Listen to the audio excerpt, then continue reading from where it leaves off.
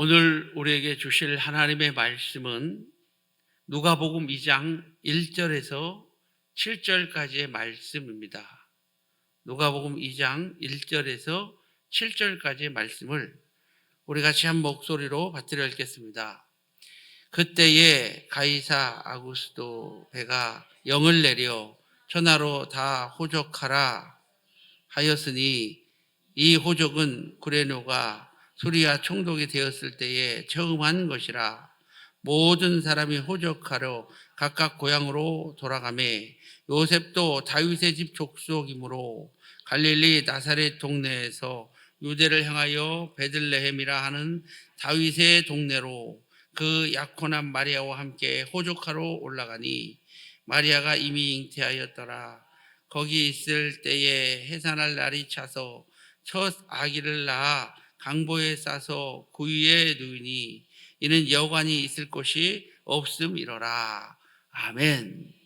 오늘은 베들레헴 말구유에 오신 예수님이라는 제목으로 함께 은혜를 나누고자 합니다. 베들레헴 마국간의 말구유로 오신 예수님. 자, 우리 예수님의 탄생이 이러하다라고 오늘 본문에 말씀하고 있습니다. 우리 예수님은 어디에 오셨냐? 베들레헴으로 호적하러 가셨습니다. 마리아도 함께 갔습니다. 마리아는 이미 배가 불러서 산딸이 가까웠습니다.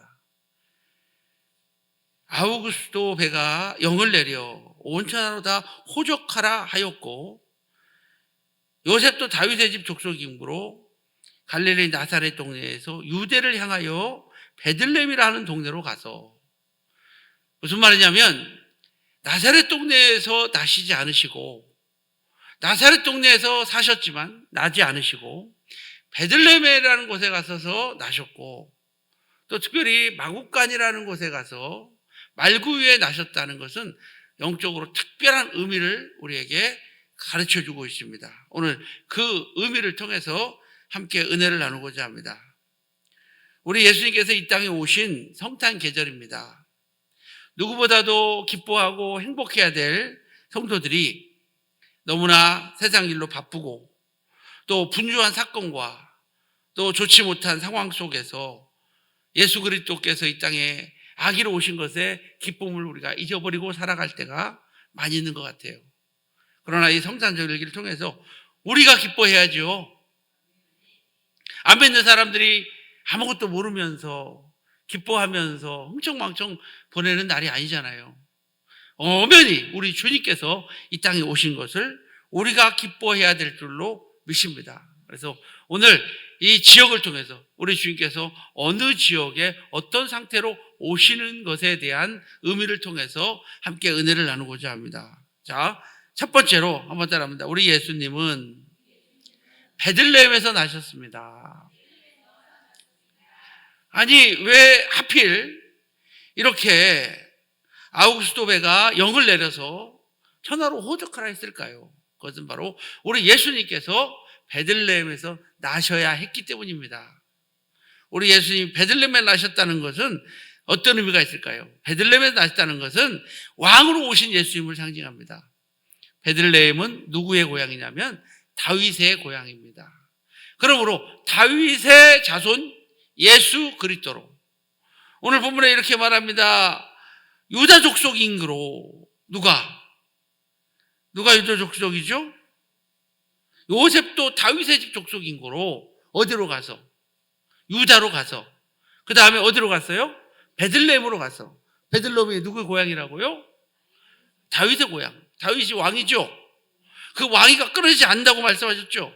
누가 나실 때까지, 예수 그리스도께서 나실 때까지 왕위가 끊어지지 않는다고 성경은 예언하고 있습니다. 미가서 5장 2절에는 베들레헴 에브라다야, 너는 유다 족속 중에 작을지라도 이스라엘을 다스리는 자가 내게서 내게로 나올 것이라. 그의 근본은 상고의 영원에 있느니라. 아멘. 다시 말해서 이 베들레헴은 작은 고을이랄지라도 그곳에서 다스리는 자가 나올 것이다 라고 하는 그 미가서의 예언을 성취하시려고 우리 주님께서는 나사렛이라는 동네에서 아기가 나오지 않으시고 어디에 가서? 베들레헴이라고 하는 동네에 가서 이렇게 아기를 낳았습니다. 이사야서 7장 14절에 그러므로 주께서 친히 징조를 너희에게 주실 것이라. 보라, 처녀가 잉태하여 아들을 낳을 것이요 그 이름을 임마누엘이라. 우리 주님께서 이 땅에 오신 것은 그냥 오신 게 아니라 어떤 징조와 하나님의 놀라운 역사와 섭리 가운데 우리 주님께서 이 땅에 오신 거예요. 그래서 베들레헴 아니면 안 된다는 거죠. 베들레헴이어야만 한다는 겁니다. 베들레헴에서 나셨다는 것은 뭘로 오셨다? 다윗의 자손으로, 또 왕으로 오신 예수, 왕권을 가지고 오신 예수, 할렐루야, 왕족으로 오신 예수를 의미하는 거예요. 그리고 베들레헴에서 나셨다라는 두 번째 의미는 베들레헴에 나심은 세계 중심에 오심을 의미합니다. 전 세계의 중심이 바로 어디에 있을까요? 지중해 연안 베들레헴. 베들레헴에 가면 탄생교가 있고 탄생교의 옥상에는 지구 중심 축이 있습니다. 큰 만환경이 설치되어 있고 23.5도를 표시하고 있습니다. 무슨 말이냐면은 지구가 이렇게 기울어져 있죠. 지구의 중심이 어디라는 거예요? 베들레헴이라는. 여러분 보세요. 지중해라고 하는 말 무슨 뜻이에요? 지중해. 지구의 중심이라는 뜻이죠. 지구의 중심의 바다 바로 지중해 연안에 있는 이 베들레헴에 누가 오셨다? 예수님께서 오셨다는 것은 우리 주님께서 바로 중심이시다. 할렐루야. 우리 주님께서 세계의 중심점으로 이 땅에 오신 것을 믿으시길 바랍니다. 그래서 세계의 중심은 중국이 아닙니다. 중국은 자기네들이 갖다가 중화사상이라고 그래가지고 자기네는 세계의 중심이다. 중화사상이 있어요. 그래가지고 중화사상은 뭐냐면 자기네만 중심이고 나머지는 다 오랑캐라는 거예요. 나머지는 다 뭐라고요? 북쪽에 오랑캐, 남쪽에 오랑캐, 다 오랑캐. 우리나라 조선시대 때도 중국만 바른 나라고 나머지는 다 뭐라고 그랬어요? 오랑캐라고 그랬죠. 그게 어디서 온 사상이에요? 중국에서 온 사상이에요. 그러니까 중국 사람들만 자기가 세계 중심을, 근데 지도를 딱 펼쳐보면은 진짜 어디가 중심처럼 보여요? 중국이 딱 중심처럼 보여. 그렇죠? 세계 지도 안 봤어요? 우리나라 세계 지도는 그렇게 돼 있는데 서양의 세계 지도는 그렇게 안 돼 있어요. 그러니까 지구가 둥그니까 이쪽에서 찍느냐, 여러 개에서 찍느냐, 뒤쪽에서 찍느냐에 따라서 중심이 달라질 것 뿐이지, 우리나라가 보는 지도는, 세계 지도는 중국이 중심처럼 보이죠. 그러나 진짜 중심은 어딜까요? 베들레헴, 이스라엘입니다. 이것은 바로 우리 예수님께서 세계의 중심이시오. 우리 주님께서 만군의 주인이시오, 만왕의 왕이시오, 가장 구심점이심을 우리에게 말씀해주고 있다는 사실을 여러분 꼭 기억하시기를 바랍니다. 그래서 주님이 없는 세상은 존재할 수가 없다. 그래서 우리 주님께서 베들레헴에 오셨다는 의미는 두 가지 의미가 있는데, 첫째 의미는 뭐라고요? 우리 예수님께서는 왕으로 오셨다. 그리고 두 번째 의미가 뭐라고 그랬어요? 우리 주님은 세계의 중심이 되신다. 할렐루야. 자, 두 번째로 우리 주님은 어디에 오셨느냐? 베들레헴에 있는 어디에 오셨냐? 마국간에 오셨습니다. 어디에 오셨다고요? 자, 마국간에 오셨다 그랬는데 이 마국간의 의미는 뭐가 있을까요? 베들레헴의 의미를 우리가 찾아봤고, 오늘 본문에 보니까 마국간에서 오셨다고, 마국간에서 이제 태어나셨는데 마국간의 탄생의 의미는 어떤 의미가 있을까요? 첫째는 가난하고 소외되며 모든 사람이 누구든지 들어올 수 있는 곳, 마국간. 우리 주님께서는 가난하고 소외된 자들의 예수님이신 걸 믿으시길 바랍니다. 뿐만 아니라 마국간은 누구나도 다 들어올 수 있죠. 그렇잖아요. 목동들도 들어올 수가 있었습니다. 목동들은 냄새가 날까요, 안 날까요? 뭐를 치니까? 목축업. 특히 양은 냄새가 심하더라고요. 털이 길어가지고, 소보다 털이 뭐 해갖고? 길어갖고, 막 덕지덕지 붙어있고, 냄새가 장난이 아니더라고요. 그러니까 목자들도 아무래도 뭐가 날까요? 냄새나고, 또 당시의 목자들은 사람들이 뭐라고 해요? 천대하는. 그죠?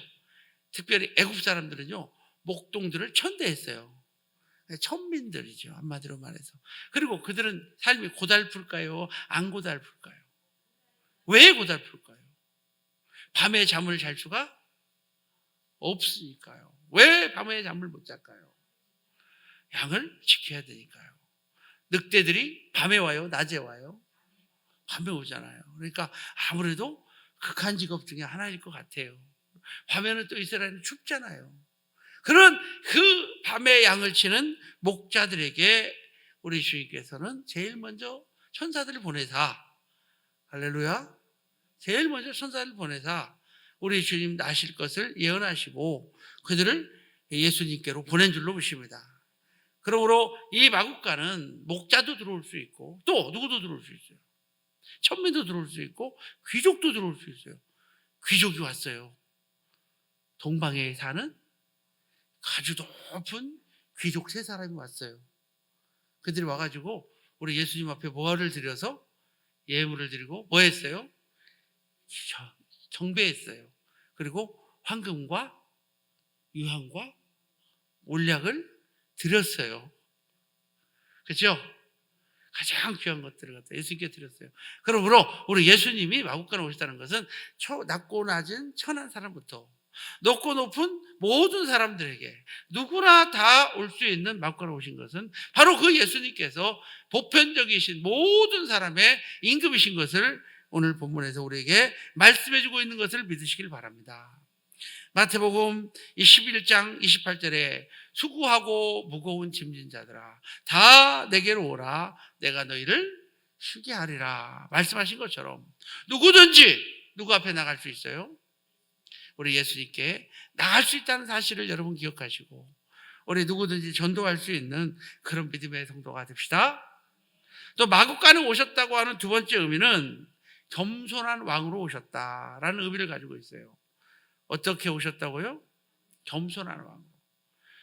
화려하게 그냥 금은 금으로 장식되어 있고 금으로 모든 것이 치장되어 있고 아주 그냥 귀족들이 있는 그런 곳에 우리 주께서 나시지 않으시고 정말로 낮고 천한 마국간에 오셨다는 것은 바로 우리 주께서는 이 땅에 겸손의 왕으로 오셨다. 그러므로 교회 여러분은 절대로 교만할 수 없어요. 교만해서는 안 돼요. 알았죠? 뭐 얼마나 잘났어요? 우리는 날마다 겸손으로 허리를 동이고 겸손한 성도가 되어야 될 줄로 믿습니다. 그분은 왕이시면서도 왕이시잖아요. 온 인류의 왕이시잖아요. 그분은 또한 하나님의 아들이시잖아요. 빌립보서 5장 2절에 보니까 너희 안에 이 마음을 품으라. 그는 하나님의 본체시나 하나님과 동등됨을 취할 것으로 여기지 아니하시고 오히려 자기를 비워 종의 형체를 가지사 사람 모양으로 나타나셨으니 죽기까지 복종하셨으니 할렐루야.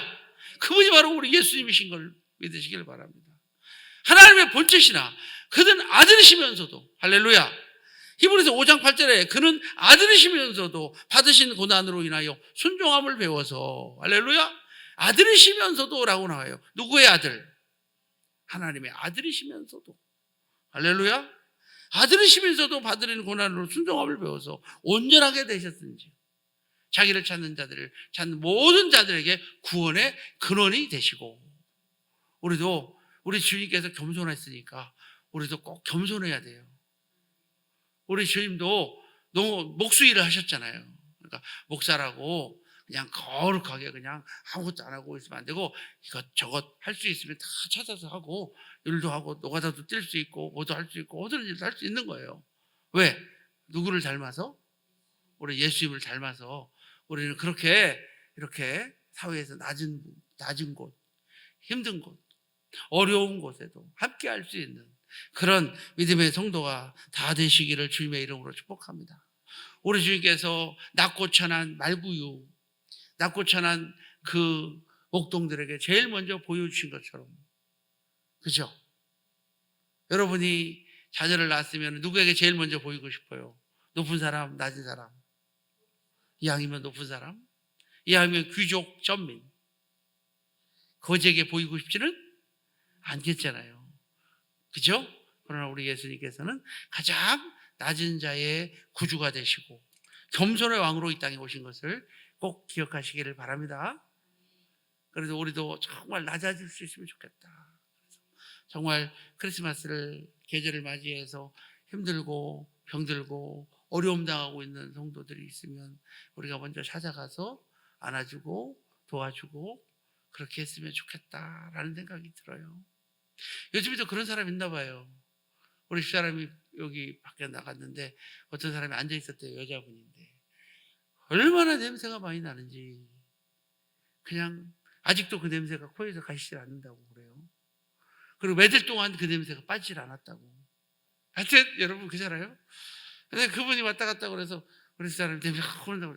그래도 소외되고 불쌍한 사람이 왔다 갔다 난 속으로 생각을 했어요. 우리가 만났으면 조금이라도 도움 줬으면 좋겠다 그런 생각을 마음속으로 해봤어요. 근데 다시 올지 안 올지는 모르지만 하여튼간에 우리가 이렇게 함께 할 수 있는 그런 따뜻한 성탄절이 돼야 될 줄로 믿습니다. 자, 마지막 세 번째로는 우리 주님께서는 말구유에 누이셨습니다. 어디에 누웠다고요? 말구유. 말구유의 의미는 어떤 의미가 있을까요? 두 가지 의미만 살펴보면은 첫 번째 의미는 말구유에 누우셨다는 것은 한번 따라합니다. 우리 주님은 생명의 떡으로 이 땅에 오셨습니다. 말 먹이를 상징하는 것 같은 느낌이 드는데 바로 우리 주님께서는 어떻게 보면 우리의 먹이로 오신 것 같아요.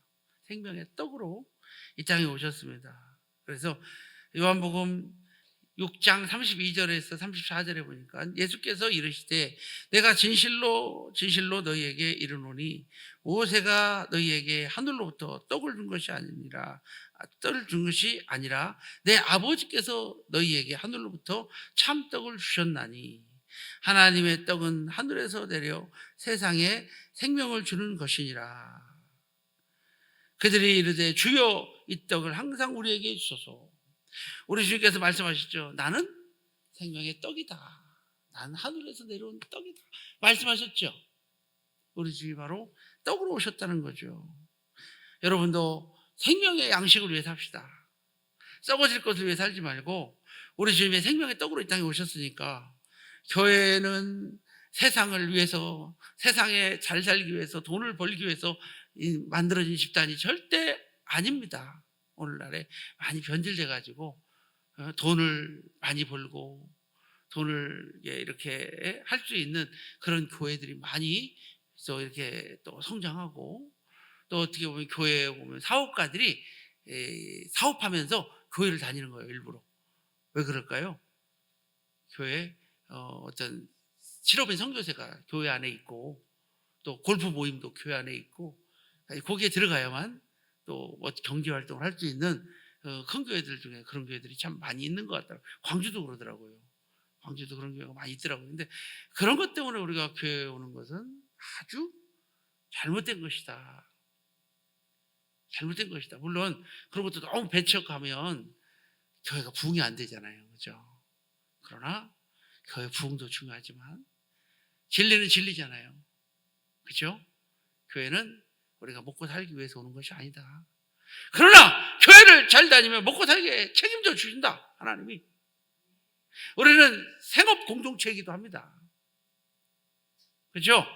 우리 성도들이 서로 잘 되기를 위해서 기도합니다. 우리가 서로 잘 되고 하나 될 줄로 믿습니다. 그러나 분명한 것은 목적이 먼저 주님이셔야 된다. 생명의 떡을 먼저 소유하는 여러분 되시기를 주님의 이름으로 축복합니다. 자, 기독교는요, 핍박을 받을 때, 힘들 때 더 굳이 많이 성장하고 일어났습니다. 그러나 기독교가 정치와 결탁되거나 권력과 결탁되면은 기독교는 망했습니다.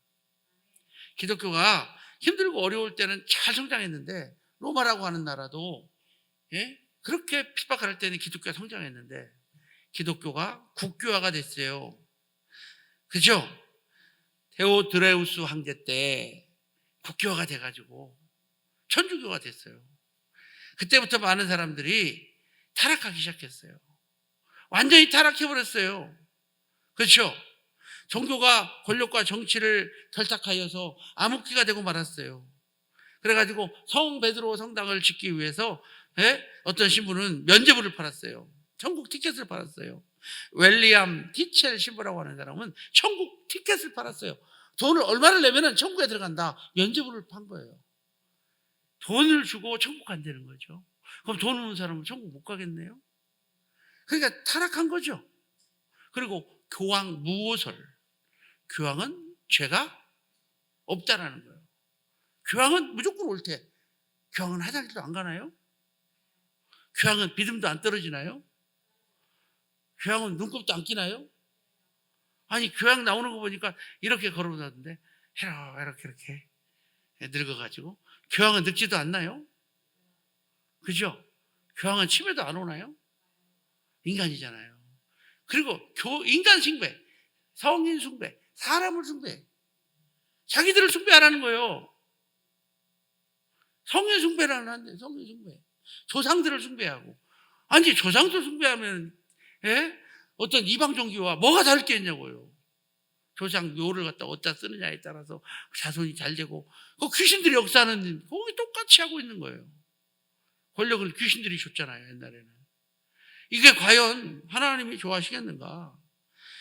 결국은 종교가 정치와 결탁하니까 타락해버리고 말았다는 거예요. 우리는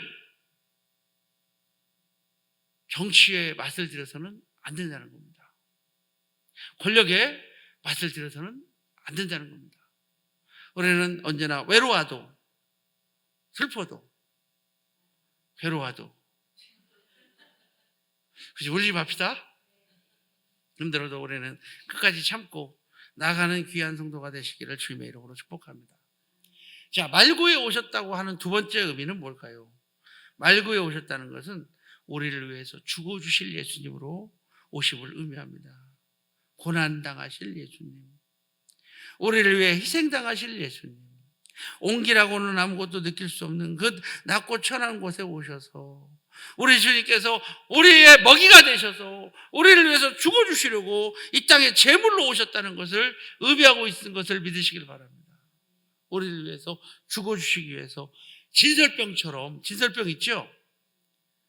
성소에 들어가면은 왼쪽에 등대가 있고 앞에 향단이 있고 오른쪽에 떡상이 있어요. 아침 저 떡을 구워가지고 내놨어요. 그죠?